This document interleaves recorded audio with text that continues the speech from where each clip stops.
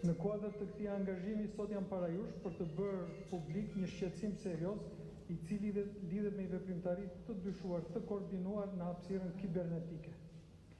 Kjo veprimtari, nëse konfirmohet nga hetimet, rrezikon të dëmtojë jo vetëm bizneset të caktuara, por edhe sektorin e turizmit dhe imazhin e Shqipërisë si një vend i sigurt dhe mikpritës.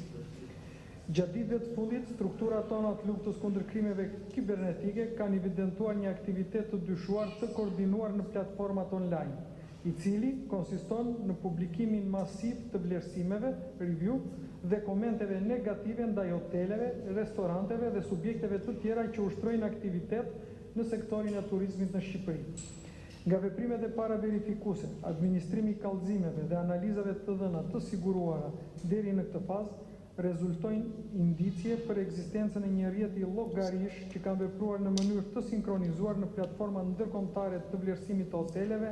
restoranteve, resorteve dhe destinacioneve turistike. Brenda një periudhe të shkurtër kohore, këto llogarit dyshohet se kanë publikuar në masë komente dhe vlerësime negative, me qëllim krijimin e një perceptimi të rrem dhe dëmtimin artificial të reputacionit online të bizneseve shqiptare. Nga analiza fillestare rezulton se mbi 10.000 llogari në rrjetet sociale me modele aktiviteti të dyshim, të cilat janë aktualisht objekt verifikimi nga strukturat e specializuara të policisë shtetit. Konkretisht, një pjesë e konsiderueshme e llogarive dyshohet se janë krijuar rishtas dhe janë përdorur në funksion të kësaj veprimtarie, por ka dhe llogari me profile të rregullta të sakta, të cilat janë identifikuar nga ana jonë dhe po vijojnë veprimet hetimore.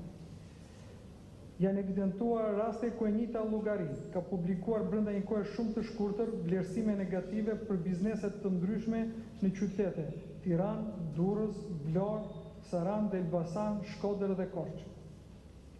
Sinkronizimi kohor, ngjashmëria e përmbajtjes dhe mënyra e shpërndarjes së aktivitetit përbëjnë tregues kyç që po analizohen nga grupi hetimor për të përcaktuar nëse kemi të bëjmë me veprimtari të organizuar.